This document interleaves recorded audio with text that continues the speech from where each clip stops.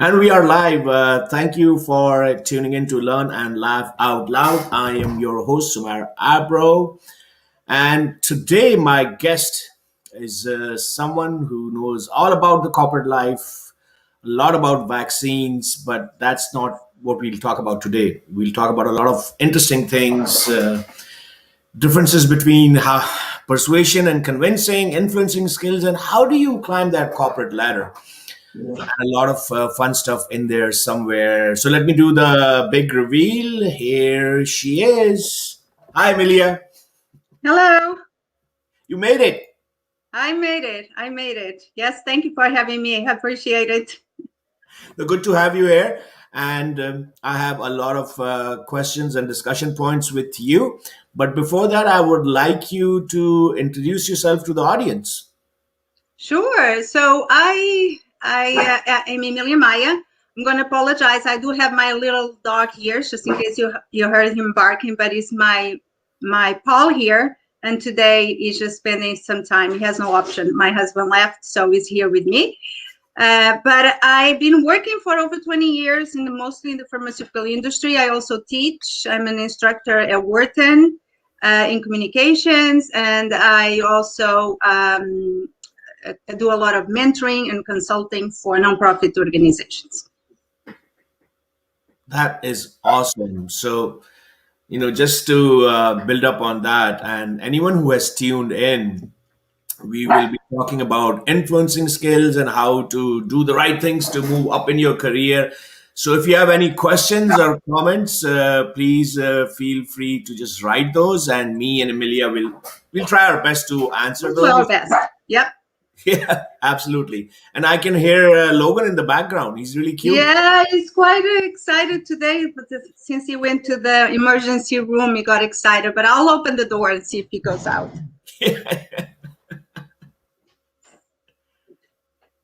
Yeah, he got excited today with this visit to the emergency room. So hopefully he will settle now. All right. So, Emilia, I wanted to actually ask you, last time when we talked and we were trying to figure out what the topics should be, you started the conversation with something interesting. You said there's a difference between persuading someone and convincing someone, right? Yes. So I'd like to hear your point of view on, what is the difference?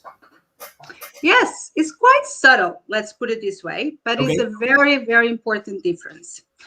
So if you want to put the slide, maybe at this time I can kind of explain a little bit between the two, because it really comes back to a concept that is very old concept, but I guess humans don't change that much through time. But this was developed by Aristotle back 23 centuries ago, and is still very much relevant to today. And actually, we teach this in different courses, particularly for MBA students.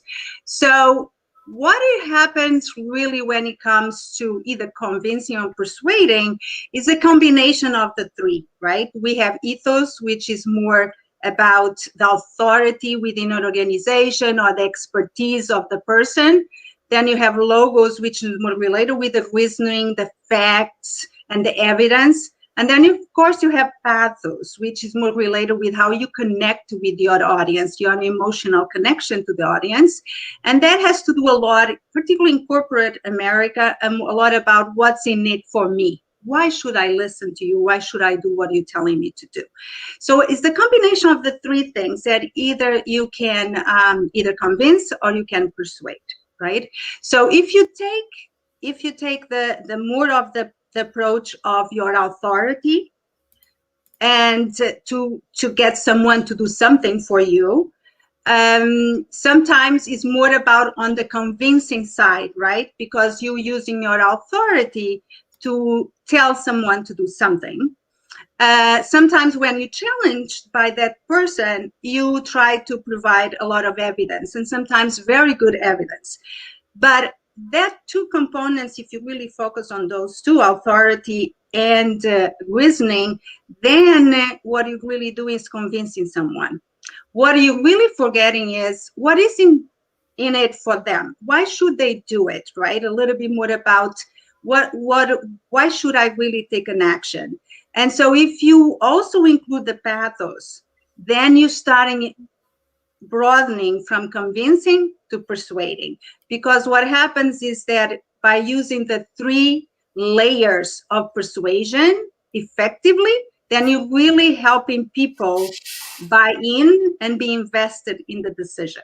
So it's really it's really how people use the combination. If it's too heavy towards the ethos or the authority and with the evidence, and you leave out the pathos, then you're trying to convince more than really bringing people along with you.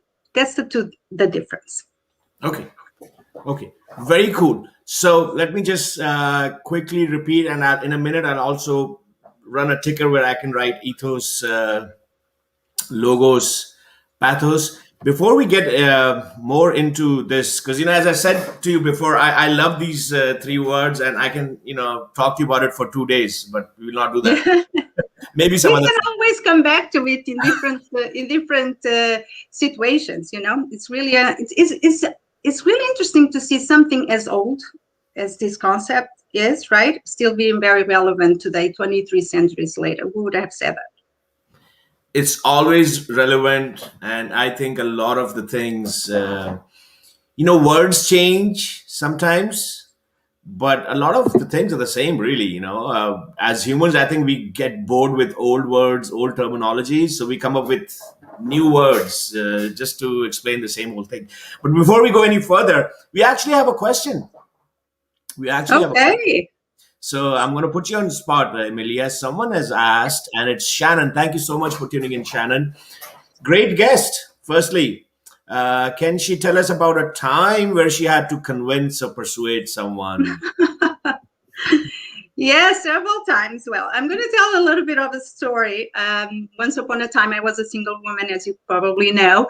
Most people know I've been married for over 20 years, but my husband really didn't want to get married to me, at least. That's what he saw. He said, I love the honesty. well, it's true. I really had to ask him to marry me, right? So I really used the three components, right? The first time I did it, I mostly did authority. Well, I'm the girlfriend. I use the evidence, right? I mean, we've been together for 10 years at the time. We've been getting along well. We've been living together, and we have not really killed each other. So I think it's time to really move on and do the next step, which is to get married. So the answer was no. I don't think so at this point. I think it's very convincing, but I'm not ready to really invest, right? That was pretty much this. Very convincing, very convincing. That's what he said, but not ready yet. Okay. So I had to go back, right? I had to go back and think about how can I get him to say yes, right? So I really had to think through about not being convincing, but being persuasive, right? Get to a point that he said, oh, it's really a good idea, and I want to do something about it. So I really thought hard about how you talk about knowing your audience, right? Right. So I really did a deep dive into what kind of boyfriend do I really have here, right?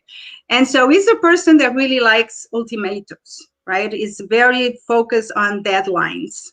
And so the first time I asked him, I really didn't give him a deadline. And so I got a kind of no answer. The second time I gave an ultimatum and I said, I know how you work. So not only I have the evidence, the authority, but now I'm telling you what you need to do because I know you will react well to that. And so I gave him a deadline of 24 hours. That's the way I got married. I could have never guessed you giving an example of that, but it's perfect. It works, right? It works everywhere. If you don't know you can have a lot of authority. You can be very high up within organization. You can be extremely an expert in your area. You can be all that kind of stuff. But if you really don't know what the the audience or the person you're dealing with, how they are likely to react, what is that is going to trigger them, then you may convince them, but the ability to really get them invested in your decision is really going to be way from being optimized.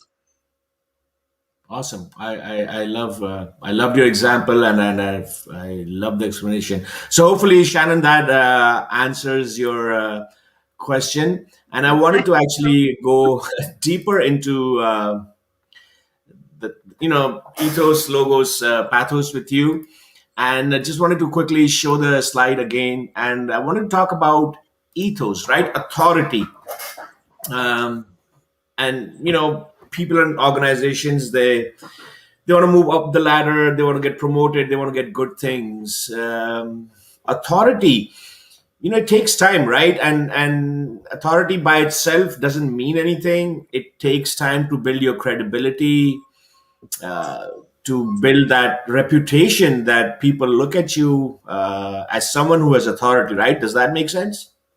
Yes, it does make a lot of sense. The question is, as you build up your knowledge, your experience, you have all that credibility, so what kind of leader you want to be too, right? Because you're going to be leading with a lot of people that may not be where you are, either across, up, down, whatever. You really want to think about, if this is really important piece of work or a project or a decision we need to make, people, if they are high up in the organization, experts, they can really make that decision and just inform and then provide the evidence to convince. But if they really want to get the buy-in of the people, right, and that they are as invested as they are themselves in that decision, then you really have to think about what's in it for them. How can I connect emotionally with this person? What kind of language can I use? Above of what type of questions should I be asking so I can get the person to think in a way that can get to where I want the person to be to. So if you want, I can give a very quick example of two Please different do. bosses, Please right? do. Two different bosses that I had over the past 3 years. The first one was a person extremely persuasive, okay? And the other one was the person that was much more on the convincing side, okay? So you can see the difference. So this boss would come to me, and it was amazing how sometimes I remember thinking to myself, this time is not going to get me, because it got me every time. And so he was able to really, through questions, walk me through to where he wanted me to go to, right? So he knew where things had to be going to, but he didn't want to tell me where to go and then what the reasons where to go. He wanted to really do that journey with me. So I felt like I was being walked to a certain destination that actually he had in mind before, but he was open to go back and forth and get me there with him. Okay. Another boss that I had was a little bit opposite. So he told me the destination right from the beginning. Here's the decision. Here's where you have to go. I kind of challenged because I couldn't really understand. And what I got was a list of evidence, facts, and data, very convincing, no doubt about it. But I just couldn't really get that investment into that decision. There was some kind of gap in there. It didn't really get me because he gave me the destination, he gave me the reasons why, and then he told me, now go and do it. Right?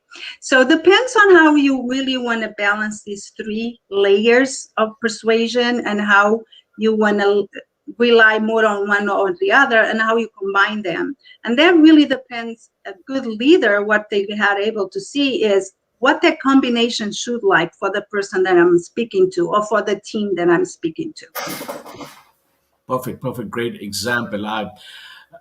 When it comes to ethos and when we talk about influencing, real influencing is all about not having the formal authority to do so. Yeah. So with authority, with job titles, a lot can be done, and that's where the convincing part comes in. But real influencing is all about not having the formal authority. And I just wanted to, mention that, with credibility, a lot can happen within organizations. There are a lot of people who do not have the formal authority or title, but with time, and experience, they have built that credibility.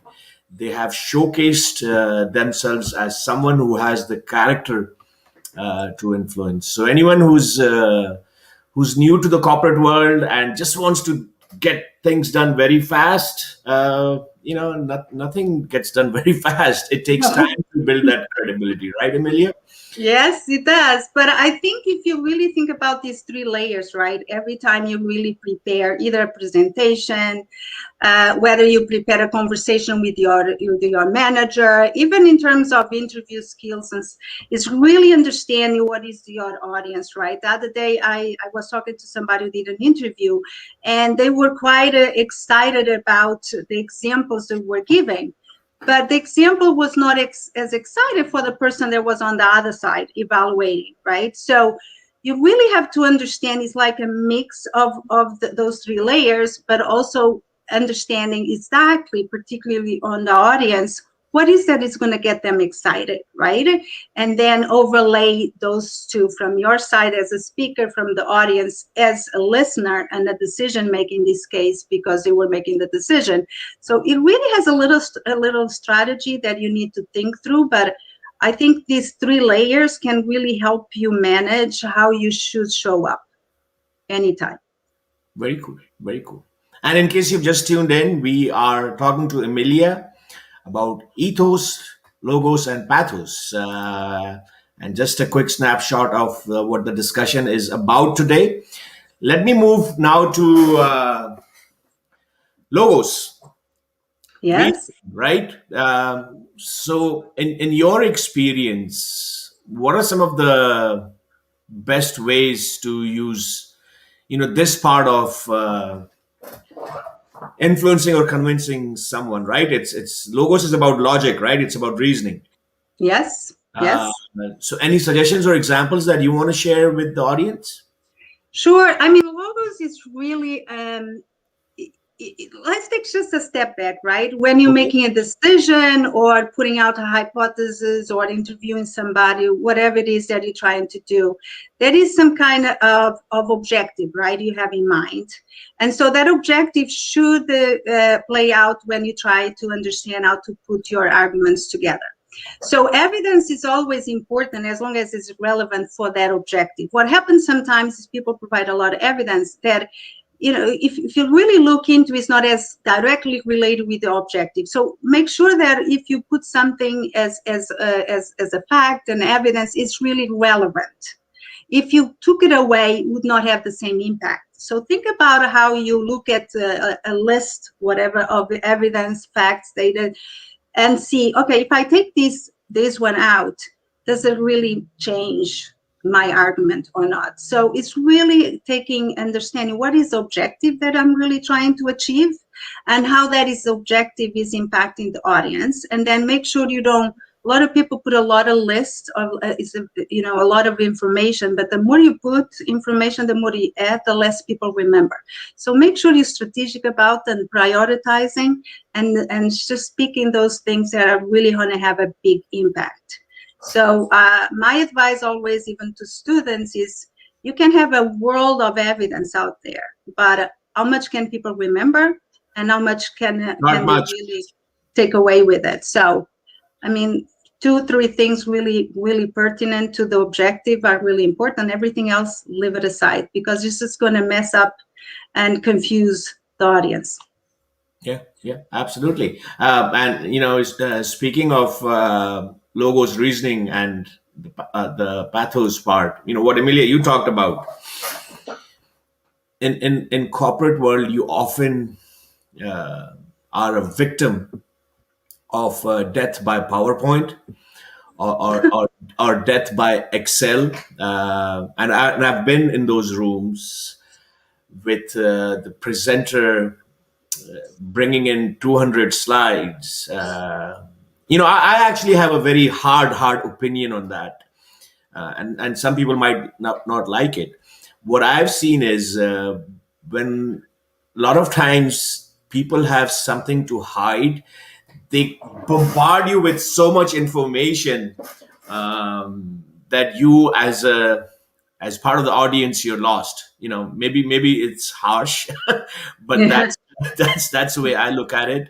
And there's so much reasoning, there's so much evidence in those slides and the Excel numbers, that majority of the times, you lose the essence of what needed to be done. I mean, what is your thought on that?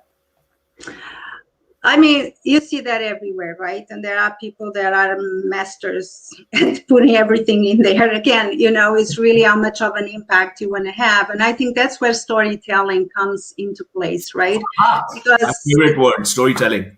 yeah, because if you really want to tell a story, you really have to make decisions as to what you're going to include or not, right? You can't include things just for the sake of including, right? If you include a market share information or something, you have to use it later on as something that is important for what you're talking about. So if you're really not going to be talking about what everything you're going to include, just make sure you streamline that to have a story that is relevant. So you have an objective and end in mind. Just think about it. That as people say, there are many different ways to get to Rome. So you have to pick a way, right? You Right. cannot say, I'm going to go on a train, and in the middle, now I'm going to go on a plane, now I'm going to go over here now. And then by the time you get there, you're late and nobody knows which train or which plane you took. So just make sure you clean it up, take a path, and stick with that path, because then people, whether it's the most interesting path or not, at least it's a path and people will get it. Yeah. I had other questions to ask you, but I've forgotten them because we're having such a wonderful discussion on this. As I said earlier, these are my three favorite words. I wanted to get to all these three: ethos, logos, pathos. They are interlinked, so you cannot really separate them. Nope. The emotion part, um, and you mentioned storytelling, right? Yes. But I'm going to challenge you. I'm going to challenge Okay. you because a lot of times in these boardrooms, in these meetings, people want you to leave the emotions outside the door and just come in with logic, right? Do you? I mean, what do you think? It is true. No doubt about it, because in business, it's all about numbers, all about these dry facts and stuff. But I think people that really can inspire are good at telling that story, right? And so we are humans. We were humans 23 centuries ago, as we are humans today, Right. and we always our ears were routed to hear stories, right? And so if you really want to inspire people, if you really want to get them invested into what you have to say, there is no way out except to really bring the emotions in, because we are a combination of everything as humans. You can go into a door for your office or for your company and leave everything else out. I mean, it just doesn't work. And so I think it's a question of how you're going to do it more than if you do it or not. So it's again, if you really have relevant stories for the objective you're trying to do, people will get really tuned in. And that is a really nice way, a very impactful way of people, even after you leave, they can remember you, right? And so always bring that in mind. And it's also an option you have in terms of what kind of leader you want to be, right? I always say that in for you to go up to the corporate ladder, there are a couple of different ways, right? One is you tie yourself to people that are powerful and you do everything they will tell you to do. I mean, that's a way to get it done. When I came to the United States, somebody told me, you have to drink the Kool-Aid. And I guess that's what you have to do, right? But there Right. are other people that may be a little bit more, they really think through things and they have a different perspective. Then that's when this framework comes in place, right? Because if you really do it well, people will listen to you. Right. And so it's not just challenging for the sake of challenging, right? But also That's making that's such a great point. Can you say that again?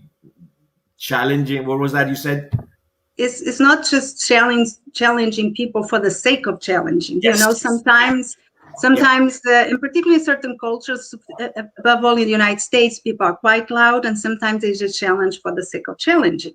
But if you really want to build a credibility, if you want to build a solid professional image of yourself, that's when this framework is really important. Because if you really use it well, people will listen to you. They know that you were challenging for a specific reason, and whether they agree or disagree is not the point anymore, but they will respect you for that. Beautiful. Just wanted to build on what you said. Not just challenge for the sake of challenging. Yes. So, and this is so important to understand in the corporate world, business world, because a lot of times we all want to be different, which Yes. is good, but different should be because you want to be better, right? Not And more just meaningful. meaningful, not just being different just for the sake of being different, number one. And if anyone who has tuned in, me and Emilia are talking about ethos, logos, pathos. The second point that I thought of based on what I heard you saying is, in the corporate world, when you talk about moving up the ladder, right? You either you drink the Kool-Aid or you do something special, right? And Yes. on that, I actually wanted to share, what I think, and I wanted to get your opinion on it. A lot of times, what ends up happening is in the corporate world when people are not getting their way, right? So they decide to completely rock the boat. So when you completely rock the boat, everybody drowns, right?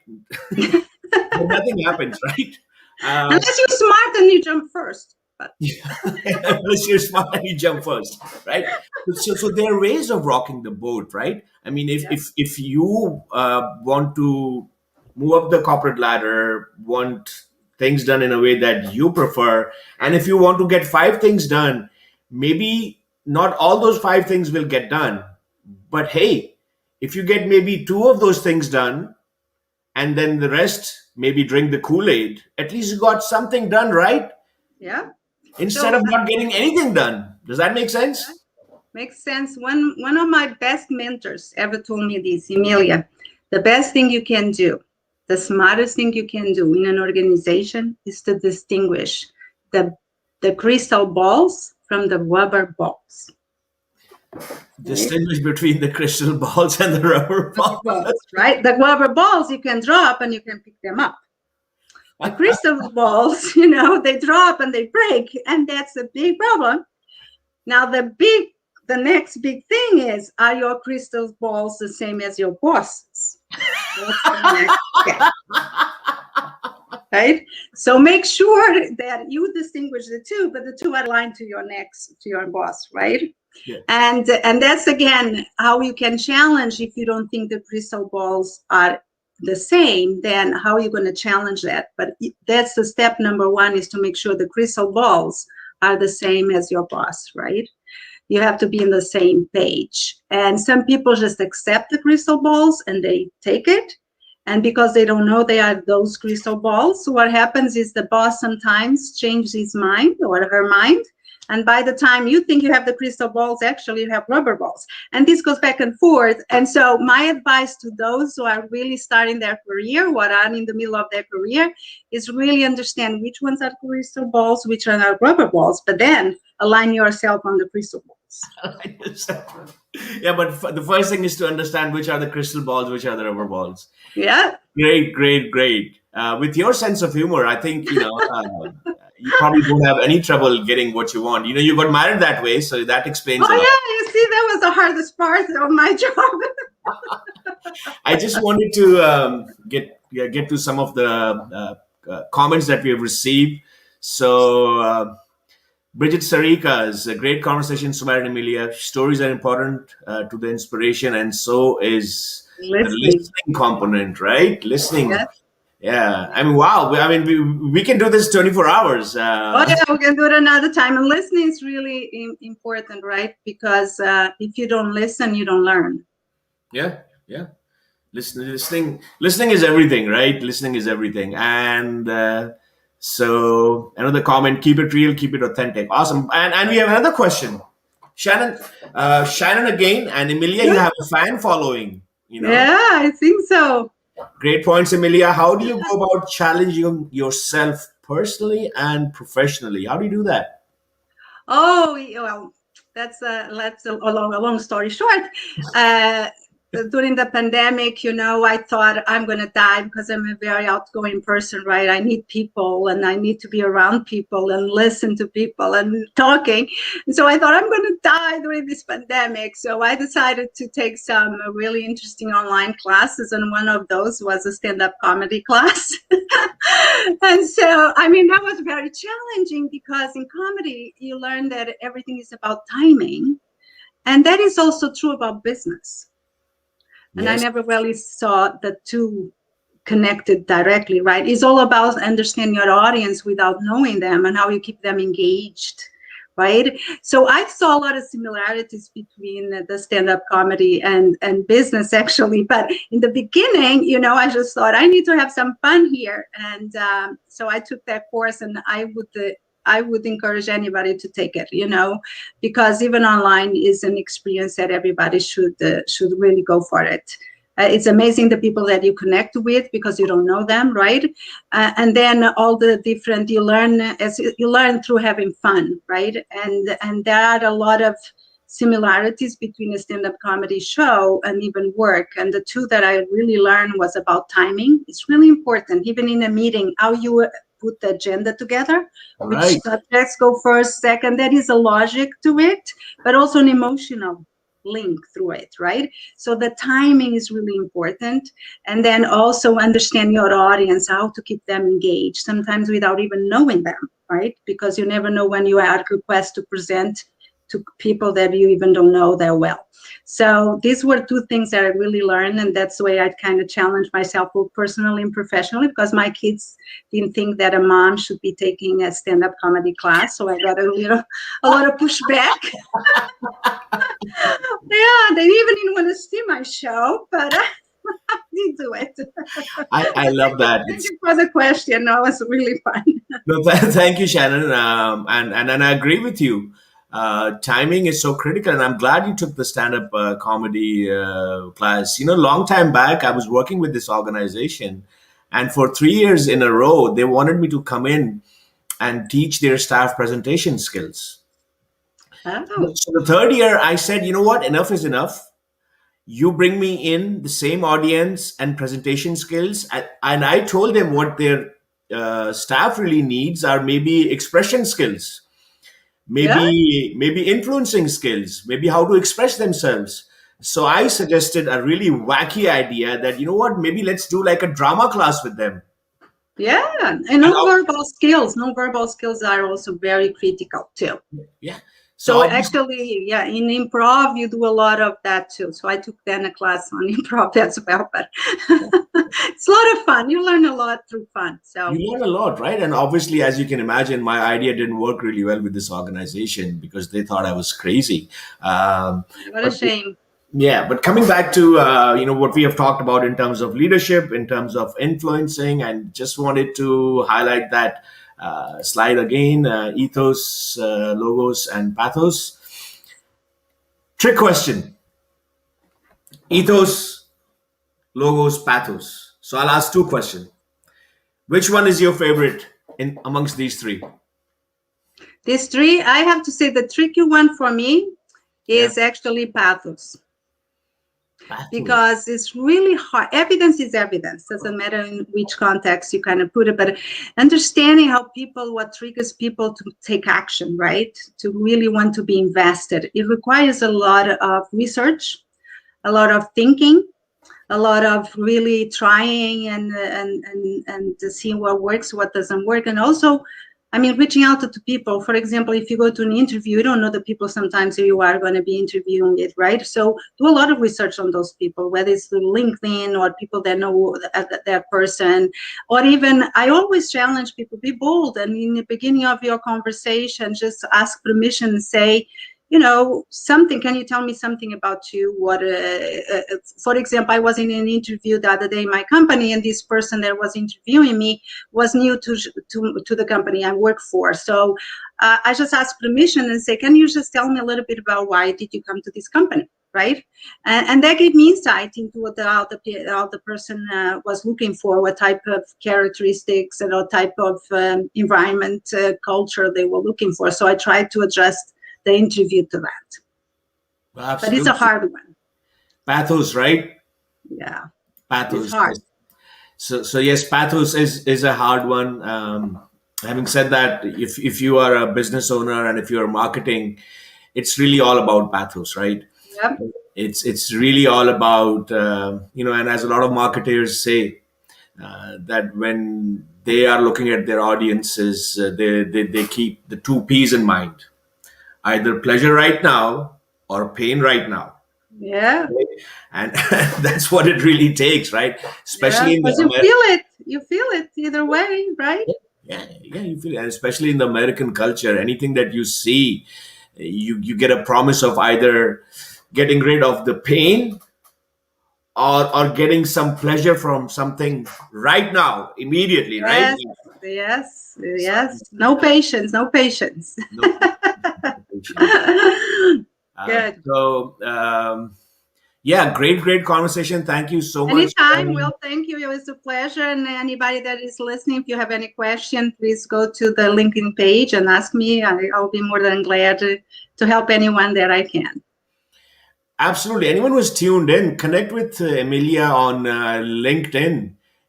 We our connection was accidental, and I'm so glad we connected. That is true. I don't know how even we got connected, but we did. That's the beauty of life. Yeah. And we thought about doing this, and we said to ourselves, let's do something which is fun but also meaningful, and hopefully we have delivered on it. So yeah, that's it from us. Thank you so much for Thank you. tuning in, and just stick around for a second. I'm going to finish this show and come back to you, Emilia. Thank you, and Absolutely. goodbye. Thank you.